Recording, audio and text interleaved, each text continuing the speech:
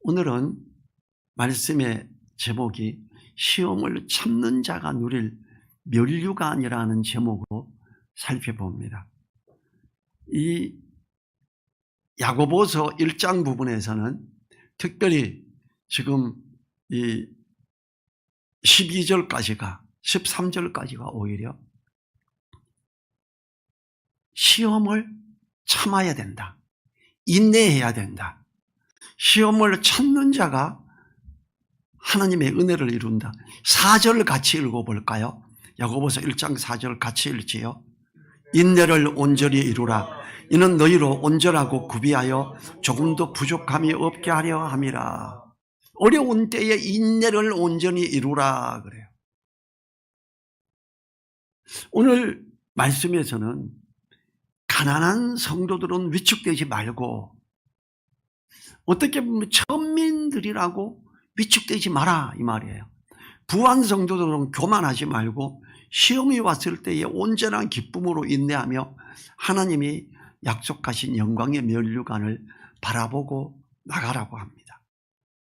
시험을 받아 어려움에 처했지만 그 어려움을 오히려 기뻐해야 하는 것은 믿음의 시련이 인내를 만들어내므로 온전히 구비하게 하여 조금도 부족함이 없는 하나님의 사람으로 세워주도록 하기 때문입니다.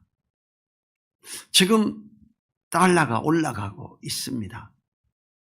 이거는 어떤 물가를 인상하게 할 거고요. 지금 우리나라가 안정이 돼야만 돼요. 그래서 기도해야 돼요. 고요하고 평온한 가운데 주님을 섬기고 나가는데 부족함이 없도록 기도해야 돼요. 대통령 저 감옥에 가도록 기도하고 이게 아니고 또 누가 어떤 걸 하도록 누가 다른 사람이 대통령으로 기도하는 이걸 말하는 게 아니에요. 하나님이 함께 하시도록. 그리고 우리는 이 어려움이 조금씩 다가오는 이 시기에 여전히 인내하며 하나님을 바라보며 가야 됩니다. 기름값이 올랐어요. 원유값은 내려갔습니다. 달러값은. 근데 달러가 올라가서 우리나라 기름값이 인상이 됐어요. 가장 대표적인 예로 우리에게 오는 손실적인 부분이 일어나 버렸던 거죠. 이 트럼프 대통령 당선자가 우리나라 목사님 두 분을 초청했어요. 이영훈 목사를 초청했어요. 정광훈 목사를 초청했어요. 이영훈 목사는 전 세계에서 제일 큰 교회 담임 목사입니다. 정광훈 목사는 미국에 있는 공화당에 매월 1억 정도씩 헌금을 하고 있는 사람이기 때문에 자기가 소속된 당을 지원한다고 해주는 거예요. 성도들이 헌금을 받아서 헌금하는 게 아니라 미국에 있는 교포들이 애국 이거라고 잘하고 지키자고 후원금을 많이 내고 있고 어마어마하게 많이 내고 있고 거기서 하나 1억 정도를 매월 이렇게 그러면 1년이면 12억 정도를 후원금을 내고 있기 때문에 불렀고요. 이 두 분을 부른 것 또한 우리나라에 나아감과 어떤 일에 관련된 하나님의 역사라고 볼 수 있어요. 어떤 상황이 일어날지 몰라요. 어쨌든 우리는 고요하고 평온한 가운데 이 어려움들의 시기를 이겨낼 수 있도록 기도해야 됩니다. 자, 9절을 보죠. 낮은 형제는 자기의 높음을 자랑하고. 낮은 형제. 낮은 형제를 뭘 말할까요? 낮은 형제는 밑바닥 인생의 사람을 말해요. 가난한 사람, 신분이 낮은 사람을 말해요. 2000년 전에 신분의 격차가 심했어요. 우리나라에도 기독교가 들어올 때에 박해가 얼마나 심했는지 아십니까?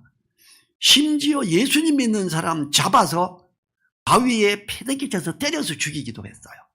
왜일까요? 밑바닥에 있는 사람이 해결이 돼버리는 거예요. 신분의 차가 없어져요. 예수님 믿으면. 인도 북부 지역에서 인도는 아직도 계급사회가 있어요. 신분의 차가 막강히 있는데 인도 남부 지역은 기독교가 풍성합니다. 중부 지역은 어느 정도, 북부 지역은 아주 박해받고 힘든 상황이에요. 북쪽에 있는 인도 북부 지역 사람들이 이 신분을 무너뜨리는 저놈들 죽이자가 된 거예요. 인도 정부에서도 이걸 눈 감아줬어요. 그래서 마구 죽이기 시작했어요. 사실 그게 멈춰지는데 누리보듬 성교에 갇혔는 박강직 선교사가 전 세계 최고의 색소폰 연주자인데 인도 북부 지역에서 연주를 하면서 많은 사람들이 모이고 거기서 믿음을 고백하고 하면서 방송국에서 촬영하면서 죽일 수가 없었고 어느 정도 잠재워지는 멋진 계기가 됐어요. 현재도 가장 밑바닥에 있는 낮은 형제를 회복시키는 일을 교회가 하는 거예요. 왜냐하면 여기서 낮은 형제는 자기의 높음을 자랑하고 그래요. 낮은 형제도 어때요? 종이 된 노예도 예수님 믿으면 어떤 권한을 가져요? 영접하는 자, 곧 그 이름을 믿는 자들에게는 하나님의 자녀가 되는 권세를 주셨으니 그래요. 흑인 노예가 예수님을 믿었어요. 주인을 마차에 싣고 가서 주인은 교회 들어가고 흑인들은 감히 교회에 못 들어갔습니다. 주님은 교회 바깥에서 예배드리는 그 흑인에게 함께 하십니다. 하나님은 그 노예에게도 하나님의 자녀가 되는 권세를 주셨어요. 우리나라도 기독교에서 아주 잘못된 폐습 중에 하나가 주의 종, 하나님의 종 이러면 위로 높게 쳐져요. 왜 높게 쳐져요? 모든 믿음의 사람들은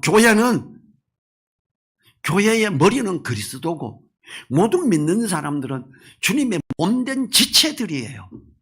평등합니다. 대한민국 교회가 이렇게 피라미드 구조 비슷한 체제를 가지고 있지요. 천만에요. 수평 구조입니다. 누구든지 예수님을 믿으면 하나님의 자녀가 되는 권세를 가진 거죠. 동등합니다. 목사님에게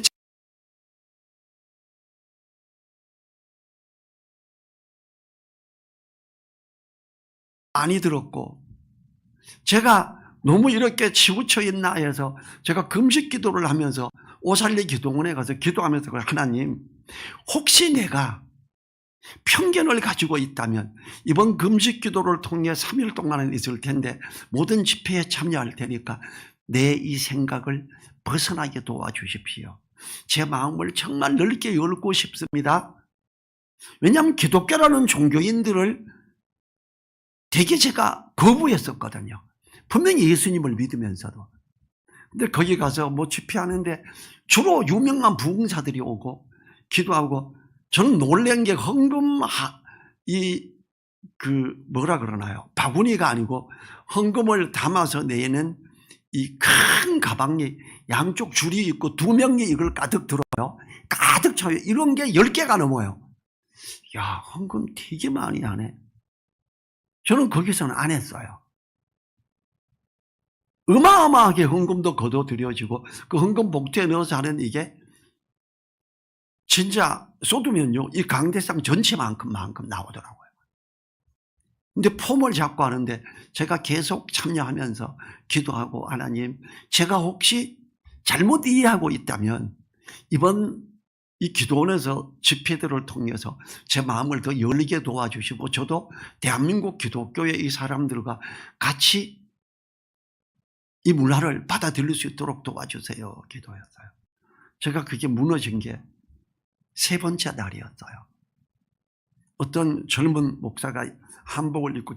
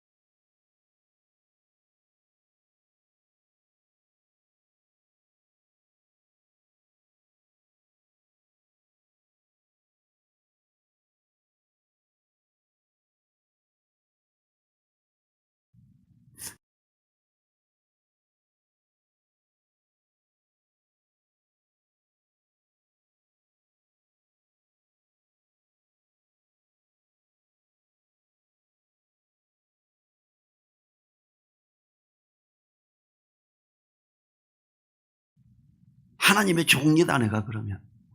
당신은 종이구나. 나는 하나님의 자녀인데 이렇게 하세요. 하나님의 종이다 그러고 내가 안 기도해지 됐어요. 종이 뭘 자녀에게 기도를 해. 이렇게 하세요. 우리는 하나님의 자녀되는 권세를, 자기의 높음을 자랑하고 절대 기죽지 마세요. 10절로 볼까요? 부한 영절은 자기의 낮아짐을 자랑할지니 이는 풀의 꽃과 같이 지나감이라. 부유한 자, 높은 신분에 있는 사람, 목회자, 장로 더 낮아져야 됩니다. 왜냐하면 자기의 낮아짐을 자랑하래요. 내가 이제 말씀을 보고 주님이 이렇게 낮아지셨는데, 주님이 내가 너희의 선생이 되어서 주가 되어서 이렇게 본을 보였으니 서로 사랑해라, 낮아져라 그랬어요. 세 계명을 너희에게 주노니 그랬어요.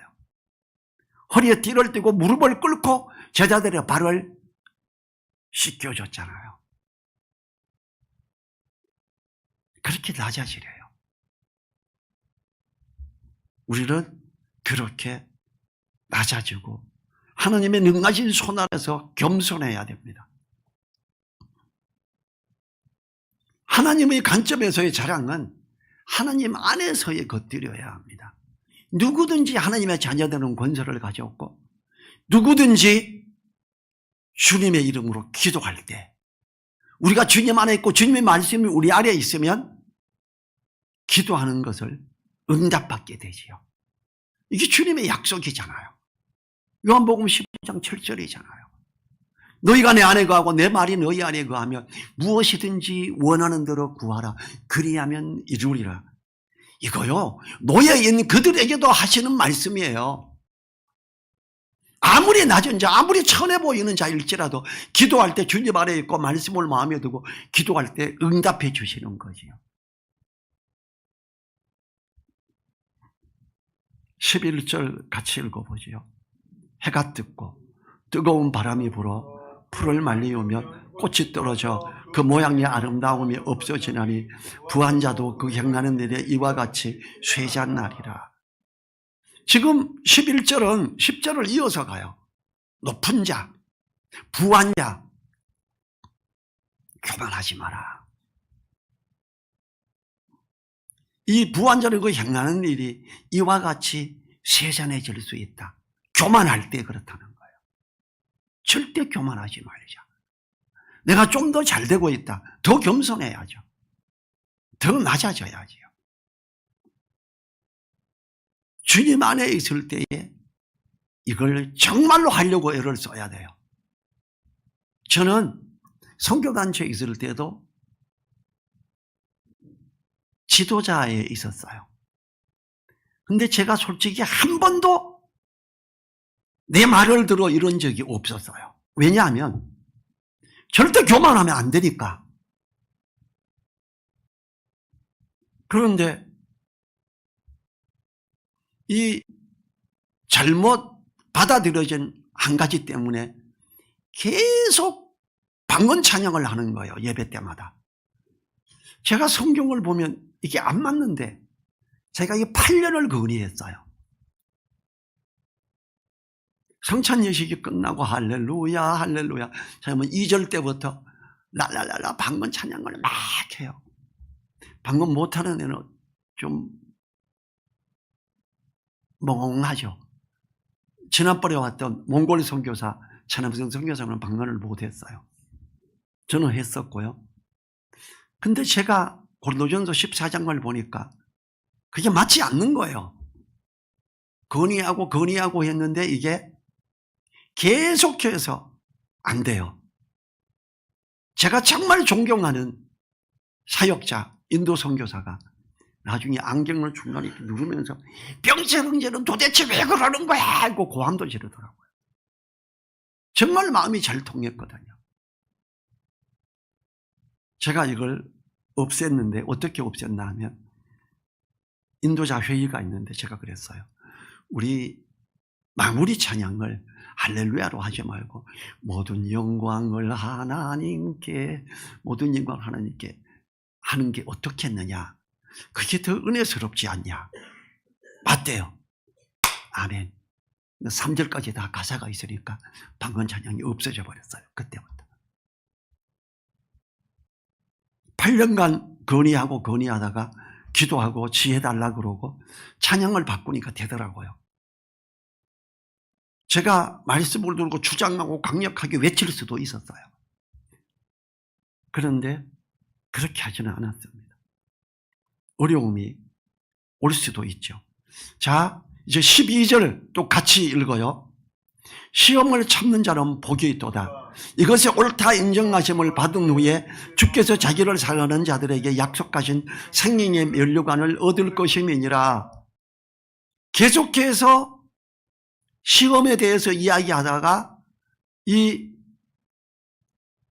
갑자기 9절 10절에서 낮은 형제는 자기 높음을 자랑하고, 낮은 형제가 어려운 상황이 올 때 얼마나 더 힘들겠어요. 저는 우리 시골에서 어려운 집들이 겨울에 정심을 고구마로 때우는 집을 여러 번 봤어요. 여름에는 정심에 감자로 때우기도 하더라고요. 도시락을 싸우는데 고구마로 싸우는 애도 있었어요. 고구마로 조바한대요. 진짜 그럴 수도 있고, 쌀밥이 없고 보리밥 싸와야 돼서 창피해서 그랬을 수도 있어요. 근데 우리는 부자는 아니었어요. 형님이 월남 갔다 오면서 돈 주고 땅 사는데 보태라 그래가 논을 사기도 하고, 또 큰형님은 미군 부대에서 월남에서 취직으로 일하면서 돈 받아서 땅을 또 사고, 논이 제법 있어서 1년 내내 쌀밥만 먹었어요. 너무 감사하죠. 부자는 아니었어요. 용돈을 한 번도 받아본 적이 없으니까. 근데 더 가뭄이 들었을 때 정심에 고구마나 감자로 때우는 집은 더 어려워져요. 근데 우리는 그런 건 없어요. 왜냐하면 일본 시대 때 저수지를 크게 파놔서 아무리 가물어도 논에 물이 없지는 않아요. 큰 저수지 때문에. 일본이 참 잘해줬어요.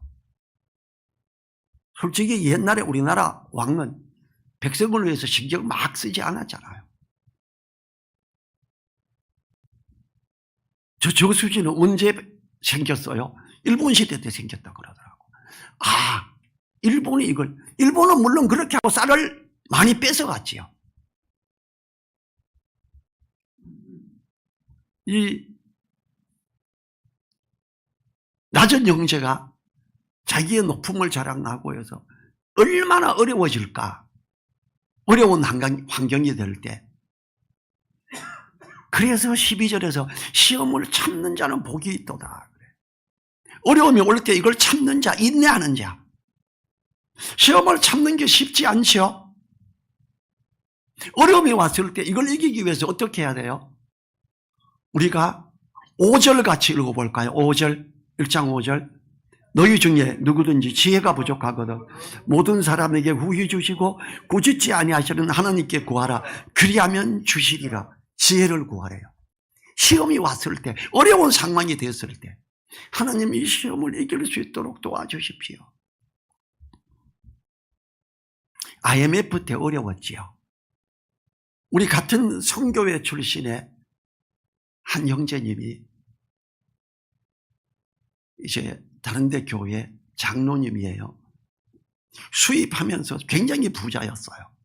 강남에 제법 규모 있는 건물까지 있었어요. 수입해서 물건을 공급하고 이러던 분이에요. IMF가 딱 터지고 어떻게 됐어요? 수입하고 결제를 해야 되는데 금액이 2배로 뛰어버렸어요. 쫄딱 망해서 거래처들에게 모여가 결제해야 되는 것 하고 자기 건물 팔고 집까지 팔아서 했어요. 그리고 지금 항공유통, IMF 때에 망하고 항공유통을 열었어요. 지금 일산 쪽에 있는 항공유통, 저쪽에 여러 군데 있는 항공유통, 우리 노희 집사님이 잘 가는 항공유통, 그분이 운영하는 한국유통이에요. 정말 어려워져 버리고 정말 부자로 떵떵거리고 살다가 하루아침에 쫄딱 망해버렸어요. 한국유통 열 돈이 없었어요. 근데 자기 걸 다 팔아서 자기가 그래도 그리스도인이라고 빚을 일일이 갚는 걸 보고 다른 업체에서 당신이 원래 하던 분야에서 유통업을 한번 해봐라. 우리가 모든 재료 모든 거 다 대줄게. 나중에 갚아라. 돈 하나도 없이 이걸 한 거예요. 이야, 그거 할 때 거기에 제가 음향시설, 영상시설을 해서 잘 알거든요. 돈이 아무리 없어도 내 거는 꼭 먼저 결제하겠대. 아주 친하니까. 저도 IMF 때 사업을 하고 있었고 97년도였고 90년도부터 했으니까 어려움이 오죠. 지혜달라고 기도하고 저도 적자를 봤어요. 그런데 값이 2배로 오르잖아요. 저는 제조하는 게 이걸 2배로 올렸어요. 저 IMF 때 97년도에 회사가 가장 크게 성장했습니다. 지혜달라고 기도할 때 아무것도 아닌 것 같지만 지혜를 주시고 이걸 감당하게 하시더라고요. 우리는 시험을 참는데 지혜 달라고, 이기게 해달라고 기도해야 됩니다. 이 시험을 참는 자, 이것에 옳다 인정하심을 받은 후에 주께서 자기를 사랑하는 자들에게 약속하신 생명의 면류관을 얻을 것임이니라. 4절에서는 온전하고 구비하여 조금 더 부족함이 없게 하려 함이라. 어려운 때에 인내하십시오. 어려운 때에 지혜를 달라고 기도하십시오. 그 시험을 참고 나아가는 자, 그가 영광의 면류관을 받고 누리게 되지요.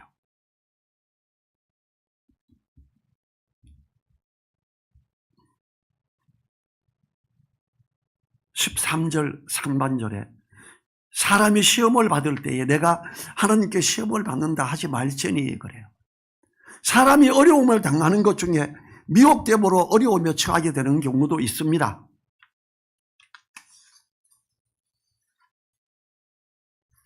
이 한글 성경에는 시험이라는 단어가 12절과 13절이 같아요.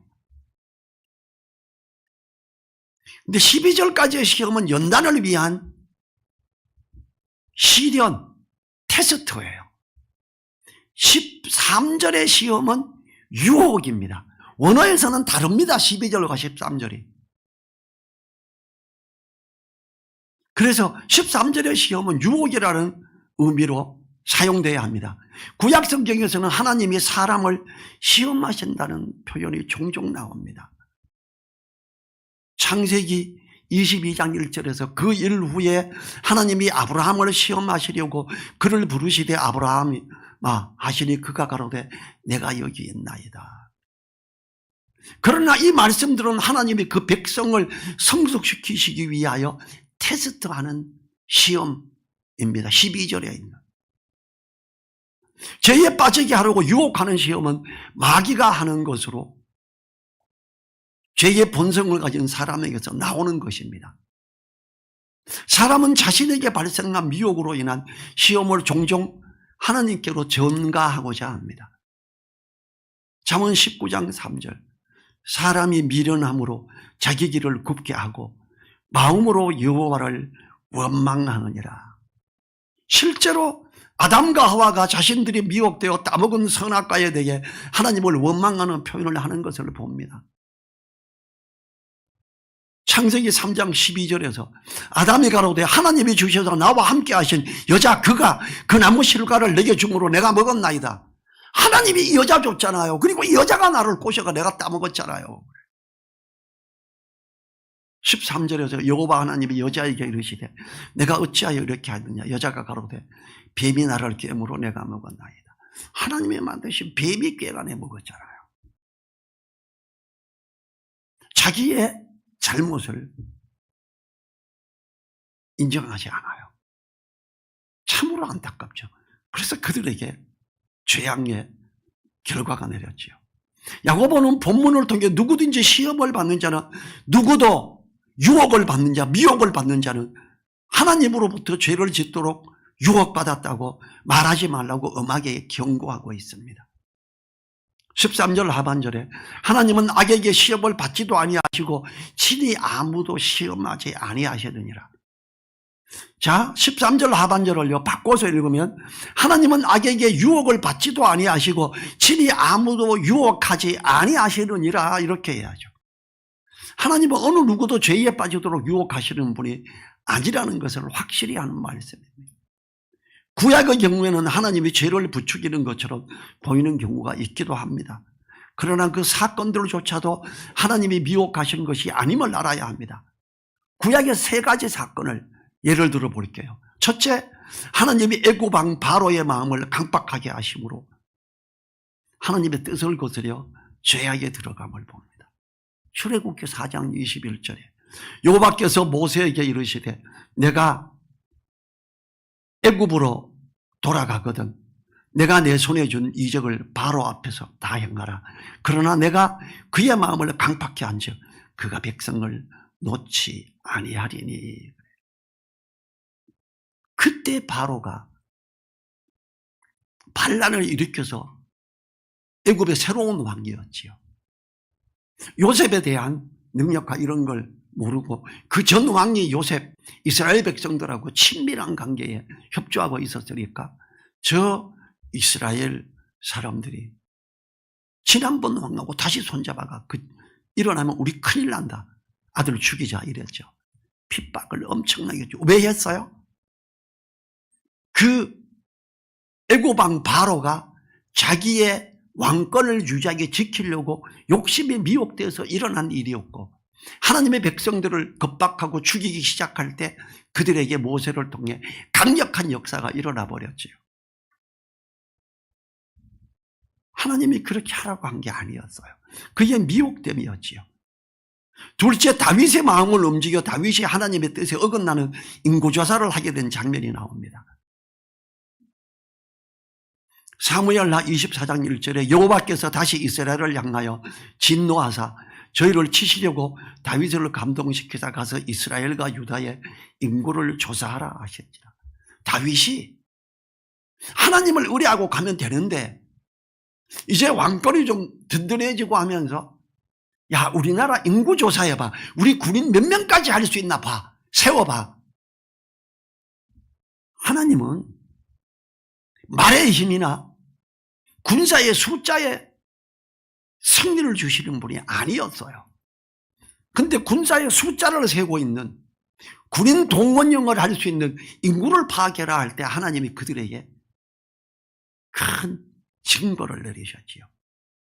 다윗의 미혹, 유혹에 넘어감이었죠. 세 번째로 하나님이 이스라엘 왕 아합을 꿰어 죽게 하기 위하여 거짓말하는 영을 보내게 됨이 나옵니다.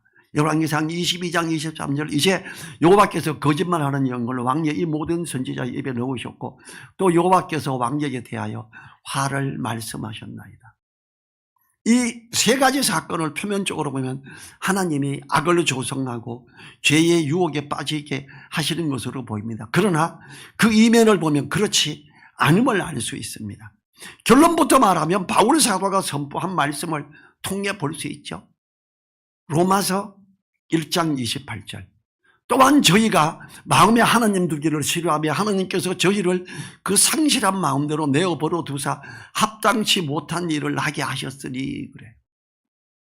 미혹에 이끌림 받고 하나님의 말씀을 마음에 두지 않으므로 미혹되어 어려움에 들어가게 빠지게 되어버린 걸 말하죠.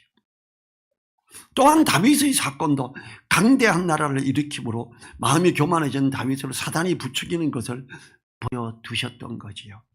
역대상 21장 1절에서 사단이 일어나 이스라엘을 대적하고 다윗을 격동하여 이스라엘을 계수하게 하니라.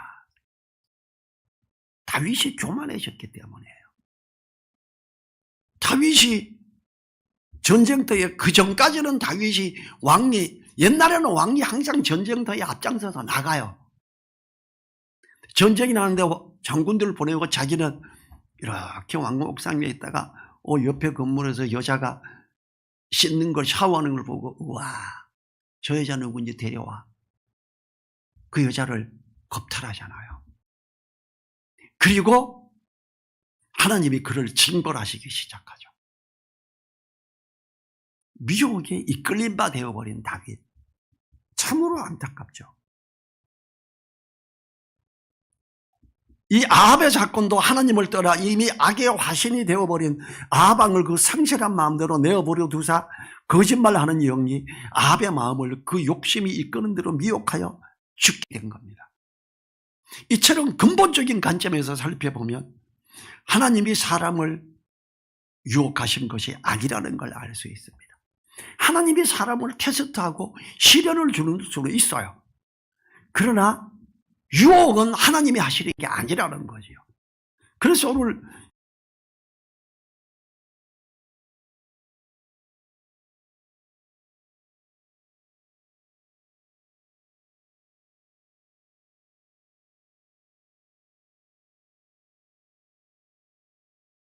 타협을 하려고 할 거예요. 세속적인 방법으로 돌아가려고 할 거예요. 그럴 때 기도하세요. 하나님, 내가 지금 이 타협을 하려고 합니다. 하나님, 지금 이 타협을 하면 일이 크게 하나 떨어지는데 어떡하지요? 이렇게 기도해야죠. 하나님, 내가 미혹되고 있습니다. 저에게 제가 말씀을 붙들고 또 말씀을 마음에 두고 묵상하며 갑니다. 이런 여건 유혹되어 넘어가지 않게 도와주십시오. 하나님의 역사하심을 바라보고 나가는 제가 되게 해주십시오. 이렇게 기도해야죠.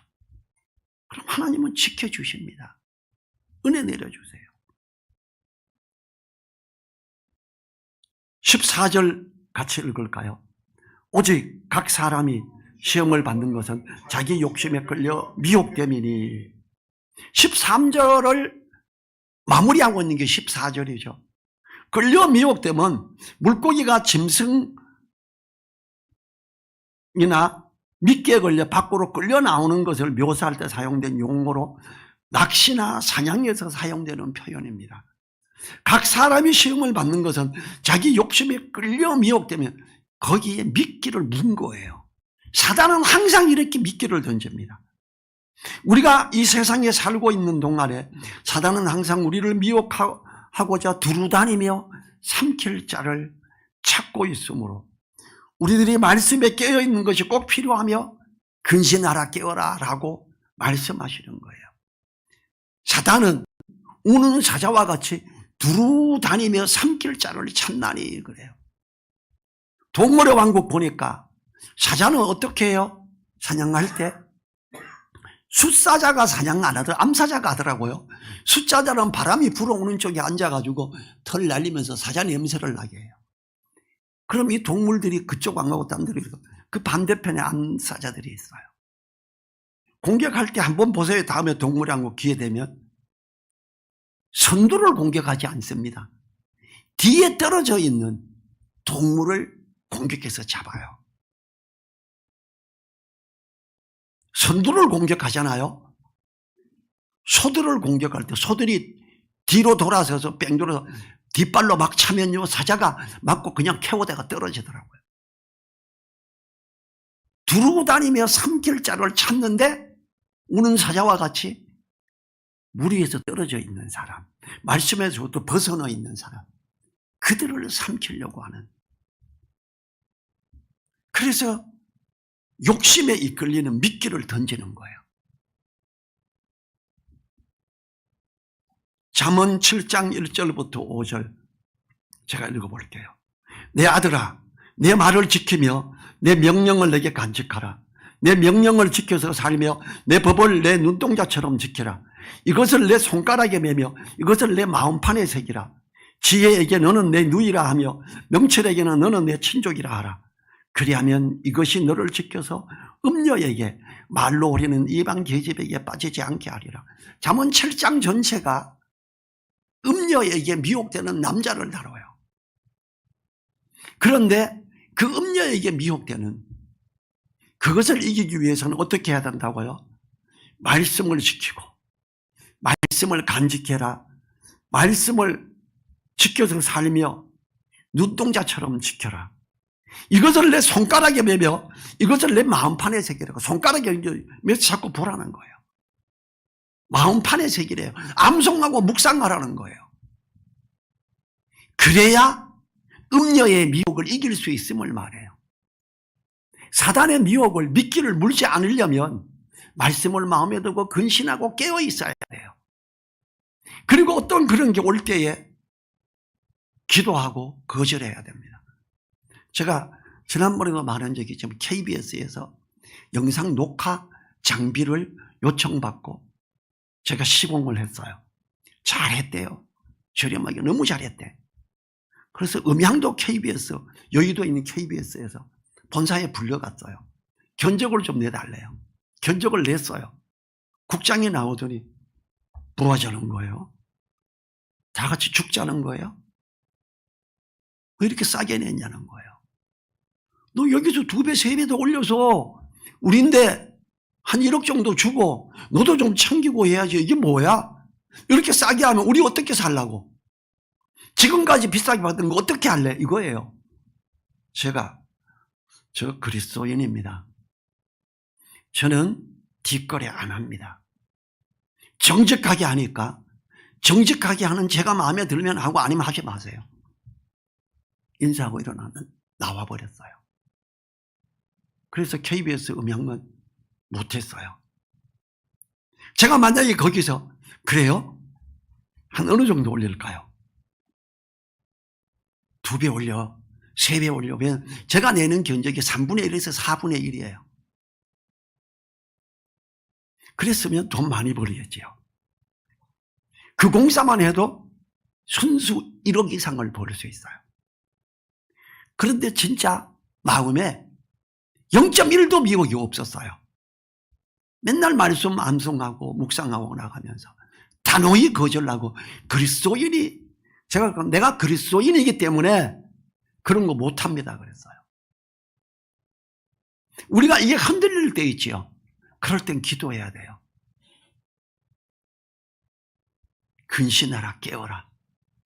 너희 대적 마귀가 우는 사자와 같이 두루다니며 삼킬 자를 찾나니. 시험에 대한 걸 할 때 이걸 꼭 말씀을 기억하셔야 돼요. 주님이 가르치신 기도처럼 죄에 빠지지 않도록 기도해야 하고, 주기도문은 그냥 외우라고 준 게 아니에요. 주기도문 그 하나하나의 내용을 두고 제목으로 삼고 기도하라는 거예요. 말씀을 마음에 두고 묵상해야. 우리 자리에서 일어나셔서 시험을 참고 인내하고 이기는 우리가 되게 해달라고 1분간 기도하지요.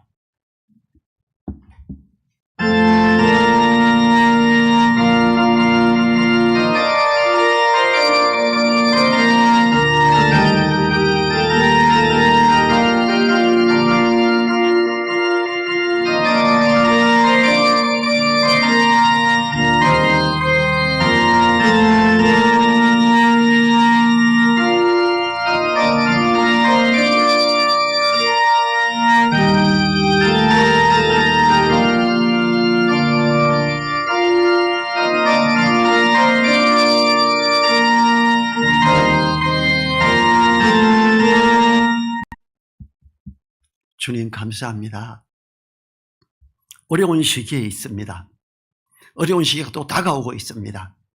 이 어려운 때에 시험을 참고 인내하며 이기는 우리 되어 온전하고 구비하여 조금 더 부족함이 없는 우리들 되게 도와주십시오.